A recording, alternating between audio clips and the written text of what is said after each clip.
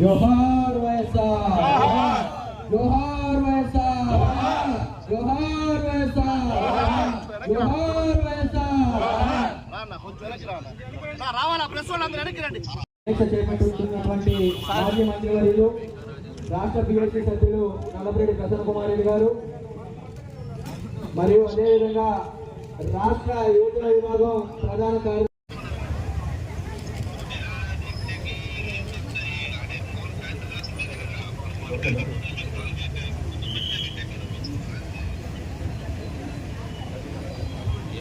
అన్ని మండలాల committee press వాళ్ళందరూ మన మాజీ మంత్రి మాజీ శాసనసభ్యులు గారికి ప్రెస్ వాళ్ళందరూ మన మాజీ మంత్రి మాజీ శాసనసభ్యులు గారికి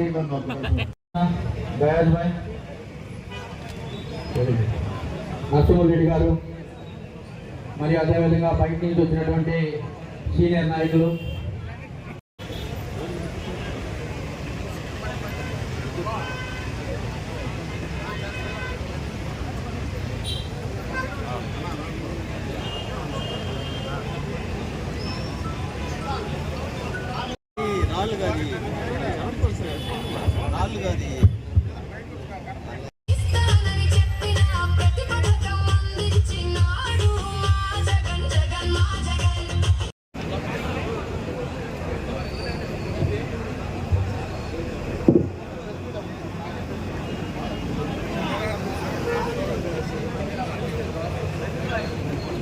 నిరుద్యోగ వృత్తి వెంటనే, ఫీజు రియంబర్స్మెంట్ వెంటనే, ఫీజు రియంబర్స్మెంట్ వెంటనే.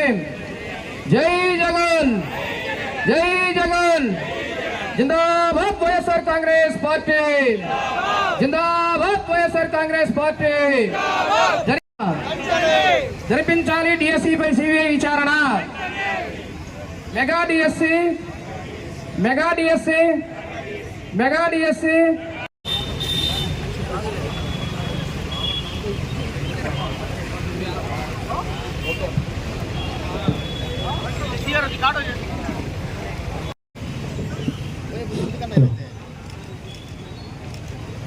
జరిపించాలి డిఎస్సి పై సిబిఐ విచారణ, జరిపించాలి డిఎస్సి పై సిబిఐ విచారణ.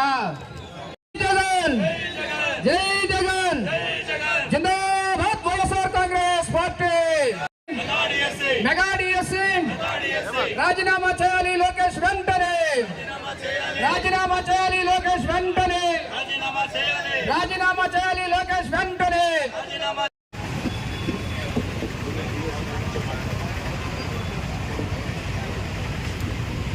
చేసి ఉంటే ఇక్కడ మనం ఈ సభ జరిపించుకోవాల్సిన అవసరం లేదు. నియామకాలు ఎలా చేయాలో చూపించారు. విషయంలో విద్యార్థులు యువత అంతా కూడా రోడ్ల మీదకి వస్తున్నారు.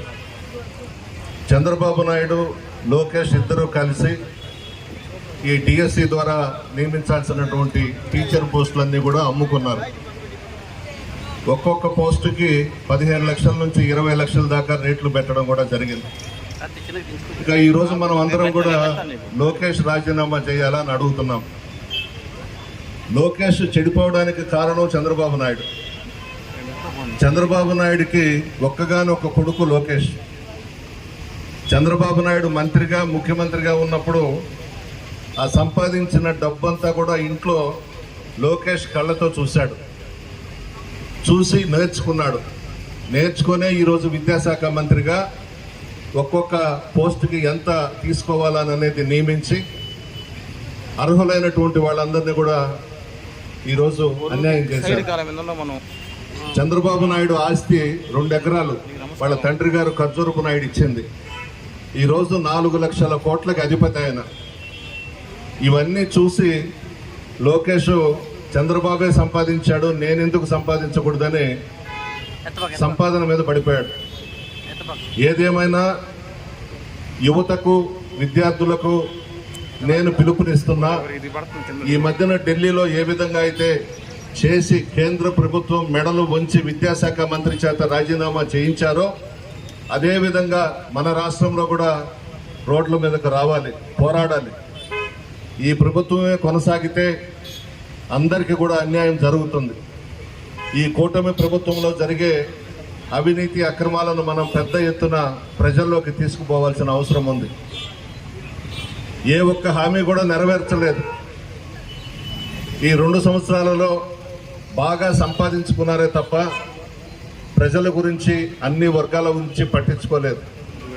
ఈరోజు యువత, విద్యార్థులందరూ రోడ్ల మీదకి వచ్చేశారు, అన్యాయం అయిపోయినారు, అమ్మేశారు పోస్టులన్నీ కూడా. అర్హులైన వాళ్ళందరూ కూడా ఈరోజు కన్నీళ్లతో ఇళ్లలో కూర్చొని ఉన్నారు, బాధపడుతున్నారు.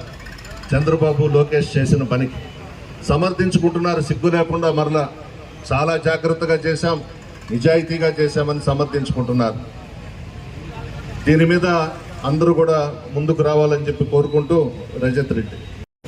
ఏదైతే డిఎస్సి నియామకాల్లో జరిగిన స్కామ్ మీద రాష్ట్ర వ్యాప్తంగా జరుగుతున్న ఉద్యమ కార్యక్రమాల్లో భాగంగా కోవూరు నియోజకవర్గంలో ఏదైతే నిరాహార దీక్ష కార్యక్రమాన్ని చేపట్టిన మాజీ మంత్రివర్యులు పెద్దలు ప్రసన్న కుమార్ రెడ్డి అన్న గారి దీక్ష కార్యక్రమంలో పాల్గొనే అవకాశం కల్పించినందుకు ఇక్కడ ఇచ్చేసిన నాయకులకు, పత్రికా విలేకరులందరికీ కూడా పేరు పేరును కూడా ధన్యవాదాలు తెలియజేసుకుంటా ఉన్నాను.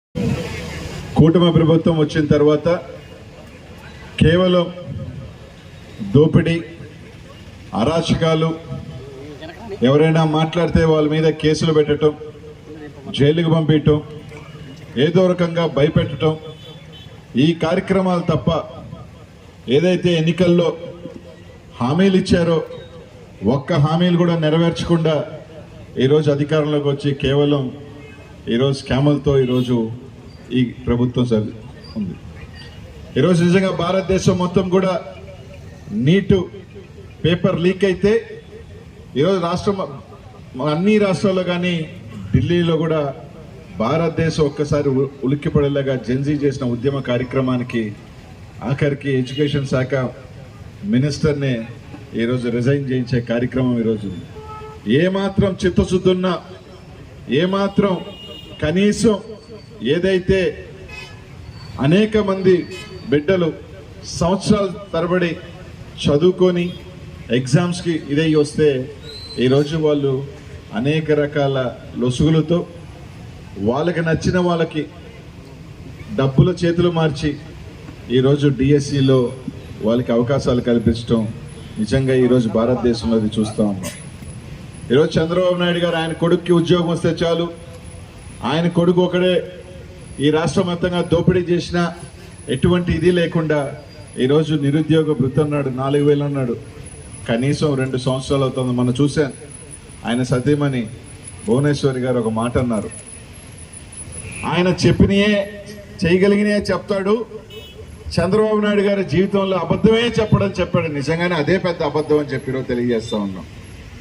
గతంలో రాజశేఖర రెడ్డి గారు చెప్పేవాళ్ళు, చంద్రబాబు నాయుడు గారి నోట నిజంగానే వస్తే ఆయన తల 1000 చెక్కలవుతాననే ఒక శాపం ఉందని చెప్పి ఈరోజు ఆయన ఇచ్చిన ఏ హామీ అయినా కూడా, నిరుద్యోగ వృత్తి కానీ, ఫీజు రియంబర్స్మెంట్ కానీ, విద్యార్థులకు సంబంధించి ఏ ఒక్క ఇది కూడా ఈరోజు ఒక్క హామీ కూడా నెరవేర్చుకునే వ్యక్తి ఈరోజు చంద్రబాబు నాయుడు గారు, ఆ కూటమి ప్రభుత్వం.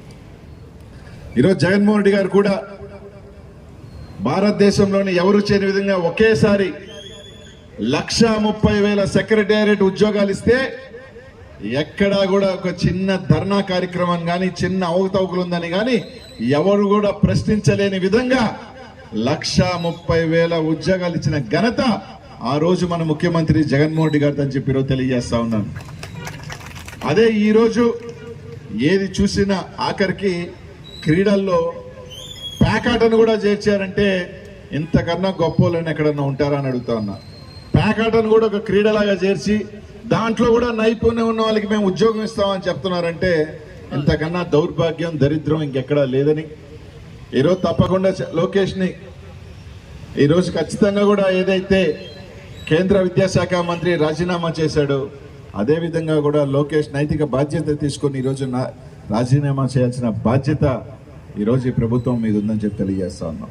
జగన్మోహన్ రెడ్డి గారు ఎక్కడికి వెళ్ళినా కూడా అశేషంగా జనాభా ఈరోజు వస్తూ ఉన్నారంటే ఈరోజు వాళ్ళందరూ కూడా జగన్మోహన్ రెడ్డి గారు చేసిన మంచి, జగన్మోహన్ రెడ్డి గారు ఎందుకు పోగొట్టుకున్నాం, జగన్మోహన్ రెడ్డి గారు ఏదైతే ఇతను చెప్పిన మోసపు హామీలని నమ్మి ఈరోజు మేము ఓటు వేసి మోసపోయామని ఈరోజు అందరూ కూడా నమ్ముతా ఉన్నారు.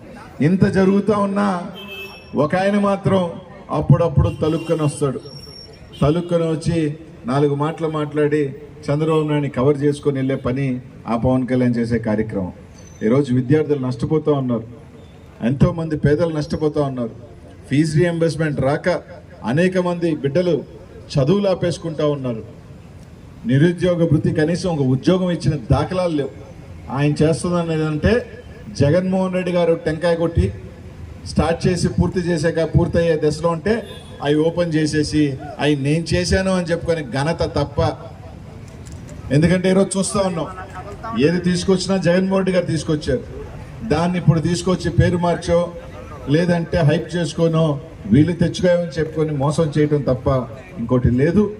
తప్పకుండా ఇంకెంత 2 సంవత్సరాలు 2029 తప్పకుండా అన్నీ కూడా ఈసారి ఏదైతే చెప్తా ఉన్నారు వాళ్ళకి 11 వచ్చినాయి, ఒక 10 వచ్చినాయి అని. ఒకసారి భారతదేశ రాజకీయ చరిత్ర ఒకసారి చూసుకోండి. తమిళనాడులో డిఎంకేకి ఒకసారి 2 వచ్చినాయి, కానీ నెక్స్ట్ ఎన్నికల్లో దాదాపు డంకా బజాయించి అవతల ఏఐడిఎంకే కాబట్టి డిపాజిట్లు కోల్పోయినాయి. కాబట్టి ఈసారి కూడా మీకు అదే పరిస్థితి రాబోతుంది. ముఖ్యంగా నెల్లూరు జిల్లాలో అన్ని సీట్లు కూడా మరోసారి 2019 లాగా వైఎస్ఆర్సీపీ కూడా కైవసం చేసుకుంటుందని చెప్పి తెలియజేసుకుంటూ, ఏదైతే ఈరోజు రాష్ట్ర వ్యాప్తంగా జగన్మోహన్ రెడ్డి గారి పిలుపు మేరకు ఈరోజు వైఎస్ఆర్ కాంగ్రెస్ పార్టీ కార్యకర్తలు కేసులు పెట్టినప్పటికీ, భయభ్రాంతులు గురి చేసినప్పటికీ కూడా ఈరోజు జగన్మోహన్ రెడ్డి గారికి స్థానిక నాయకత్వానికి అండగా ఉన్న వైఎస్ఆర్ కాంగ్రెస్ పార్టీ కార్యకర్తల